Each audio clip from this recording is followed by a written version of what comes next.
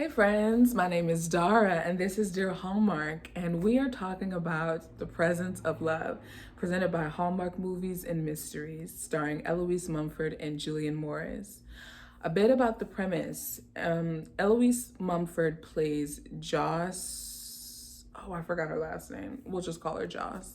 She is a romantic literature professor at a university in Boston, and she receives a package that her mom left her with strict instructions to open 2 weeks before her 35th birthday.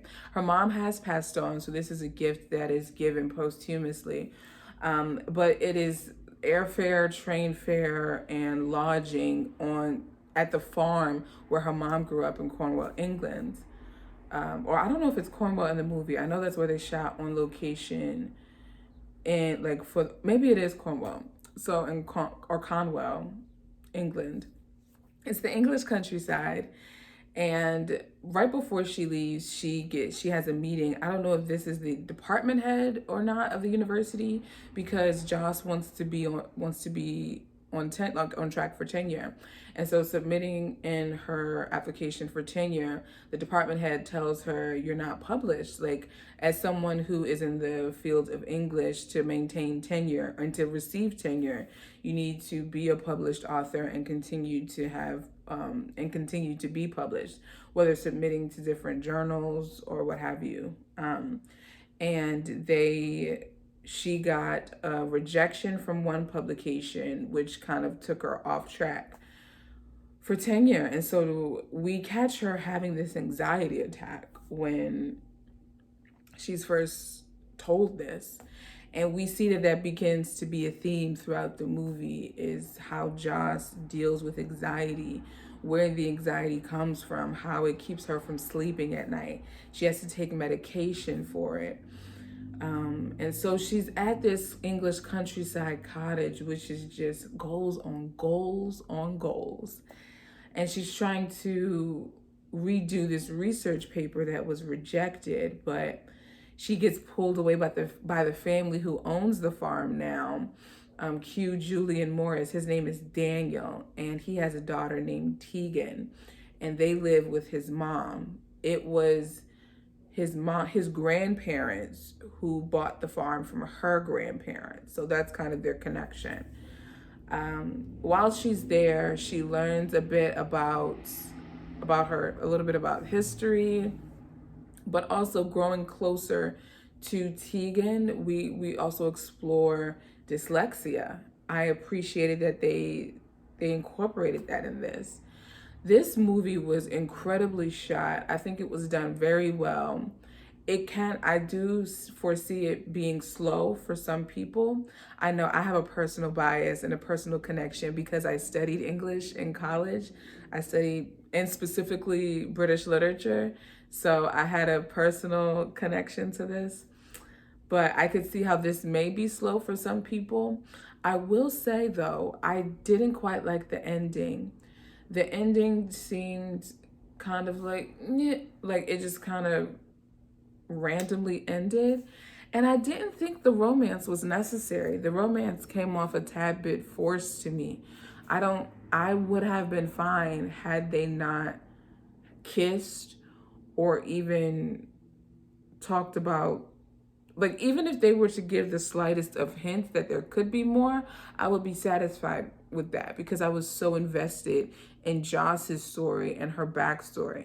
Can I tell you, when they got to the point of where the movie's title came from, woo, I felt the well brimming, but it didn't release. So I was like, because I can't cry right now. I just refused to cry. I was like, Hallmark Movies and Mysteries is not going to make me cry. I can't. Because when I tell you they made me cry almost every Christmas movie except for The Christmas Promise, I was like, I can't do this. I took a break. And so I missed like the last 2 or 3 Hallmark Movies and Mysteries Christmas movies. But this was so well done. The location was spectacular. It was gorgeous. And I love the wardrobe. I love the boots. This gives you a rainy spring vibe because they had different pots of colorful flowers around the cottage, but it was just gorgeous. It was a gorgeous movie. And I think it was done really well, again, talking about anxiety. Speaking of which, I don't know if we're supposed to think that her anxiety is cured by the end, because there's this scene towards the telltale end where she's looking out over the expanse and her mother comes and she holds her mother's hand and they're almost in like the same coat, and she just takes this deep breath in and out, and then her mom leaves. And I'm assuming that's her letting go in a sense, not necessarily that the anxiety has been solved, but maybe she's just letting go. I don't know. Maybe that's a TBD. I don't know if I could see this having a sequel. I think this was a great one-off movie. I love the title. The title is so appropriate for this. But I appreciated this movie. Hallmark Movies and Mysteries are killing it. Literally, from North to Home. Cut Color Murder was compared to everything else. Aurora Teagarden scared the crap out of me. And then having The Presence of Love. And now we're going to have Autumn and Tyler's movie. Very much looking forward to that.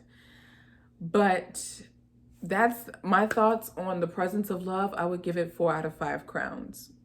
4 out of 5 crowns. I definitely think it's worth a watch. Absolutely. Let me know in the comments what you thought about The Presence of Love.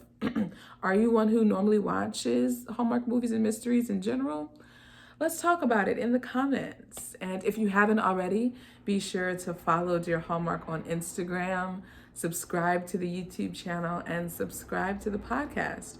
On the podcast, I do a bit more of reviews of some throwback Hallmark movies, and I am reviewing and recapping Chesapeake Shores. I'm on season 4, which is crazy. Actually, this week, season 4 is going to be done, so come next week, I'm going to be starting season 5.